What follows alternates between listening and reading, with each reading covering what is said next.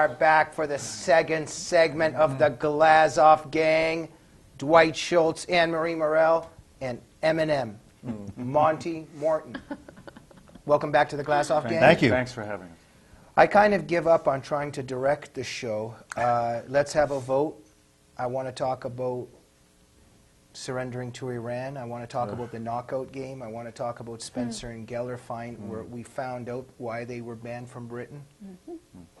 Well, Iran. Iran. About that. Let's start with Iran. Anne-Marie? I pray for Israel. This is ridiculous. I don't know how much longer, how much farther we can turn our backs on this country. Anne-Marie, why did the administration do this? Because all it really did was give the Iranians $8 billion of frozen assets and allowed them to just continue enriching uranium. It was a great deal for them. Why? It was a wonderful why is deal an for American them. administration doing this while Israel's upset? Why did they side with the Muslim Brotherhood in Egypt? Why have they done pretty much everything they've done? I don't think we can any longer argue that this is naivete No, and not at all. stupidity, right? No. Valerie Jarrett. I mean, Okay. let's make that very clear. She's the cornerstone of this man's intellect. She, I think, has been instructive as to how to attack all of America's allies, particularly Israel, because they hate Israel. He was a Jew hater, as was Reverend Wright, and I use that word in quotes, a Jew hater for 20 years.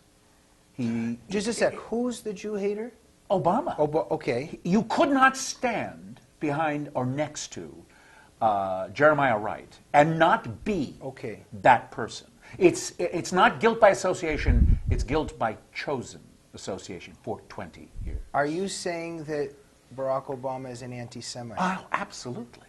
And because Israel is an ally of the United States, and he wants to bring the U.S. down. In the Middle East, he represents all that's wrong with the world, just as the United States does. What does this mean, the deal, etc.? I mean, this is crazy. It means Hezbollah has been given, they're a partial ally.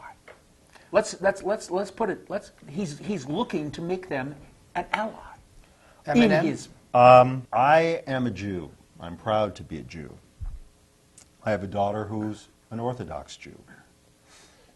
I have heard it said before that Obama is an anti-Semite. I understand what you said, and I heard you loud and clear. If he's not an anti-Semite, then he considers and sees Israel as a huge irritant to furthering his program. Now, with respect to Iran and getting back on point, I'm surprised that the President and the Secretary of State they're not embarrassed. The UN Security Council passed 6 resolutions invoking the sanctions against Iran.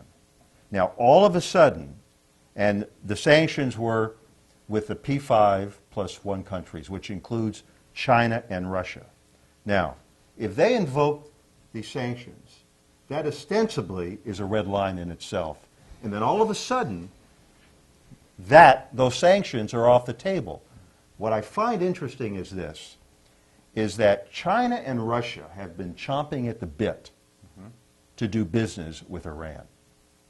So when they take these sanctions off, these just aren't sanctions that are USA invoked. These are sanctions from a myriad of all these countries. So when Kerry says, well, if they don't do this or they don't do that, we'll just dial up the sanctions, folks, he's lying. Yeah, that's right. It can't be done. Thank you. And then, when he talks about the enrichment of uranium, to bring it down to a 5% level versus a 20% level, again, that's fallacious. What they're going to do is turn it to oxide, and then they can just reverse the process. Charles Krauthammer said it best, and he said this is another Munich. Ladies and gentlemen, I would like to introduce you to Neville Chamberlain in the clothes of Barack Obama and John Kerry.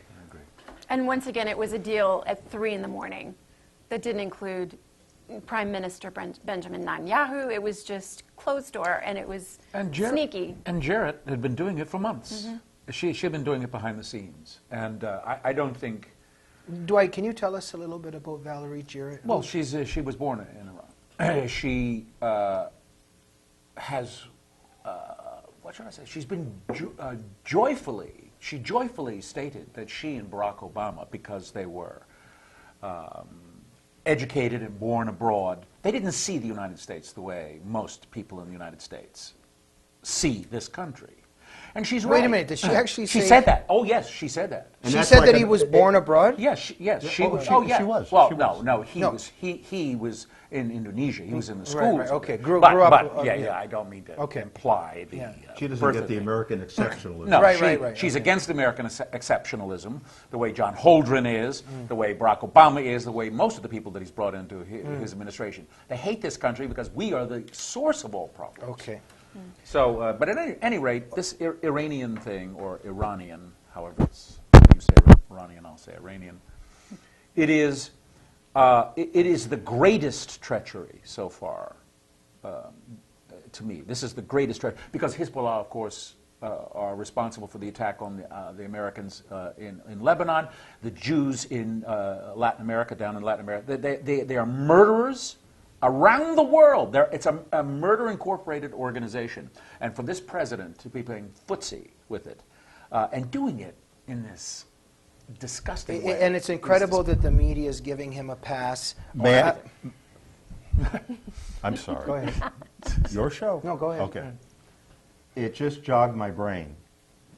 This whole thing with Iran, if we go back to Syria, if we go back to Obama's entire foreign policy, what is now going on with China trying to claim the airspace in the East China Sea? That's right. The question isn't why. The question is why now? Why now? Right. And the reason why is because of the weakness and the cowardice that the United States has shown with respect to our foreign policy. We are there for the taking.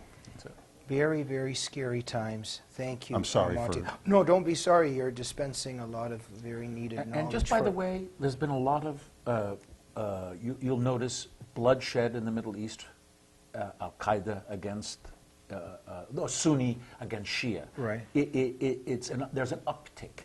And Barack Obama probably has a sheet keeping track of how many are dying because of his policies. Now, speaking of anti-Semitism and, just this war that I would say that is being waged against Israel everywhere that you look, even by the American administration.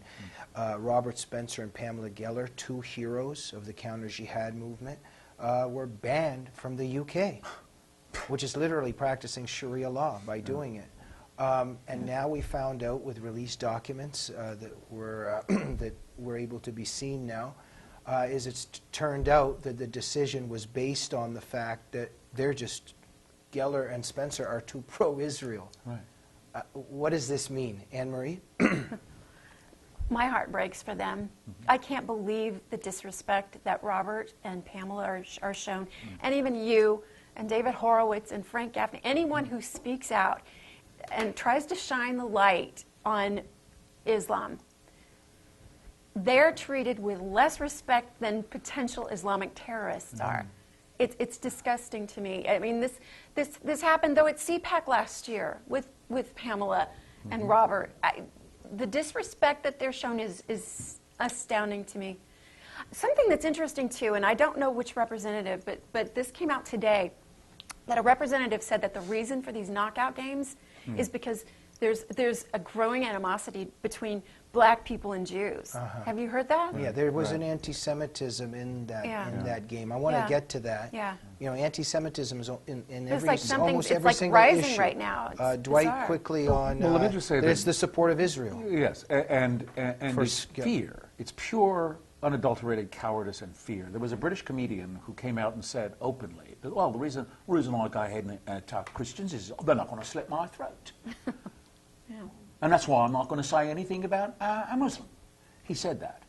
He had more courage than the conservative government in Great Britain. They're all afraid It is pure, unadulterated fear and cowardice. And the support of Israel is just a no-no. And the UK government surrendered, and heroes like Robert Spencer and Pamela Keller can't get into the United Kingdom. What a brave new world. Monty? When Obama essentially cedes nuclear weapons to Iran, what he has done is he has basically created an arms proliferation in the Middle East. And if that's the case, and Israel's out there on an island all by themselves, and the Middle East is lost, the legacy of Obama is going to be the president that lost the Middle East. No, wait. Thank you, Monty. But just a word on Spencer and Geller, and now we found out that they were banned from the UK because they support Israel. Let's look at it from a different perspective. Let's take a look at the population. Let's take a look at how many Islamists we have in the world. We have like 1.6 billion. It's the second largest religion. Now, where have a lot of those people immigrated to? In the UK. That's right. Okay. About 6% of the population now in the UK is Islam. And in France, it's close to 8%. Yeah, it's big. And that's part of the grand plan. That's part of this whole thing, but I want to say something too. Are the Europeans really innocent of anti-Semitism? And so what I want to say is, yes, there's a whole bunch of Islamists there, and there's a whole bunch of jihadists here, but the British, they got a problem with anti-Semitism. Yeah, they do. And it's not a coincidence that the hatred of Israel and the banning of Spencer and Geller for supporting Israel happens in the UK. I think they've got a Jew-hating problem in Britain and among the British population. I think they do. And let me just say this: I get offers to go to Great Britain to make personal appearances. I'm not going to do it. I'm more dangerous than Mr. Spencer is because I'm more to the right than Mr. Spencer is. Why should I be invited if he is denied entrance? And that's my position. I don't belong there if he doesn't belong there. And other Americans ought to do the same thing when they are asked to come over there. In other words, we are all Robert Spencer and Pamela Geller. We are. As Anne-Marie was saying earlier, anti-Semitism being found in almost every topic now, every phenomenon, and why also the media and our culture just giving it a pass. This knockout game, whether it has spread to a colorless phenomenon at this moment, maybe it's spread to different races. However, this was in the beginning sprouted and mainly a black crime against non-black victims. The media did not touch on this at all. Anne-Marie, just your thoughts on this whole thing. It's the downfall of our country. I keep saying that, but it really is. It really is. But what's happening? Why is there a knockout game? What does it say about this generation? I blame Dwight's video games because I think that these kids are becoming just immune and numb to reality. There are no consequences. We're erasing the line between right and wrong in every single aspect of life. There's not a lot for these kids to live for. Why not just knock someone out? You might kill them. Oh well. Definitely a different generation. It's your fault, Steiner. It's my fault. Steiner. But ladies and gentlemen, I will say that when I'm intoxicated, and because I do not drink and drive, I will be in a taxi, and I begin conversations with taxi drivers. A lot of them tell me they're not worried about gangs or criminals. They're worried about young people today. Quite a phenomenon now that there's something going on with this younger generation. But again, I will say that the fact that a lot of black youth do not have fathers in the home is just a taboo subject and not touched on. But this is interconnected with a lot of black youth running around knocking people out. It's also reminiscent of science fiction. Clockwork Orange is a film that everybody should look at to reminisce about somebody who saw this coming. Gratuitous violence for the pleasure of it, the development of children as sociopaths. And I think particularly because there's no father, there are parentless homes now. There is no guidance from older people And what are those the kids? Remember the baseball player from Australia who was shot for fun, yes, for the yes, fun of yes, it, yes. and then they followed the two. There were three boys actually. They followed them, all of them. None of them had any parenting. Okay, None. Eminem? Dwight and Anne-Marie, I think, are absolutely correct. The liberal would have you believe that we solve the problem by throwing money at it. Yeah. And if we go back to the Johnson era, and we go back to the war on poverty, and I think the poverty rate at that time was just a little bit over 12%. And we've spent, I think, $5 or $6 trillion on the war on poverty. And you know what the poverty rate is today? The same. Well, Lyndon Johnson's also war on poverty completely crippled the black family. Right. And you know, I want to say that the left has brilliantly, very shrewdly made this paradigm now that if you say anything trying to protect the values of our society, that you're inciting hatred. So, for instance, I'm not inciting hatred against anybody by saying this, that there's a reason why Karl Marx and Engels worked for the destruction of the nuclear family. Yeah. It wasn't just indiscriminate that they were like, oh, let's just destroy the nuclear family.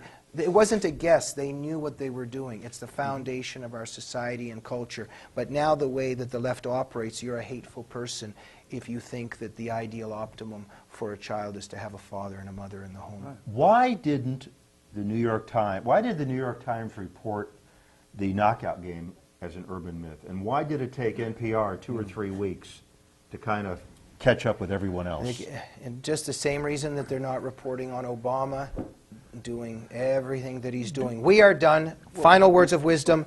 Dwight Schultz. The BBC, if you remember, Monty, they had a piece which said that terrorism was a myth. Liberals, the left today, their chief objective is to destroy all reality that we've known, to remove us from those things which have solidified us for so many years. The fantastic Glazov gang member that will soon be filling in for me as host, Anne-Marie Murrell, and every time she does, we are just overwhelmed with emails saying, get rid of Glazov, let Anne-Marie host the Glazov gang forever. Anne-Marie? How sweet. Oh, thank you very much. I think every bit of this, from Robert Spencer, all of it, the ObamaCare website, it all comes down to political correctness. I think that is the destruction of this country.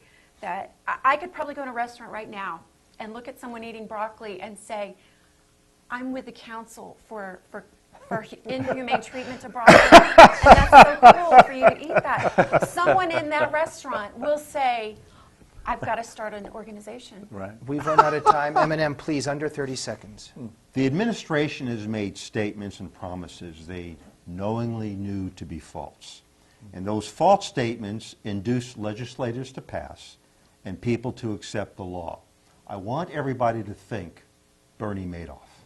He induced people to transfer billions based on knowingly false statements, and all those contracts were undone based upon the concept of fraud in the inducement.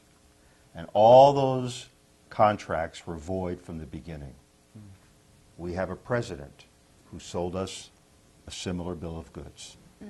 Excellent. And ladies and gentlemen, before we go, my producer, Annie, and director of photography, Reza, are just doing an amazing job.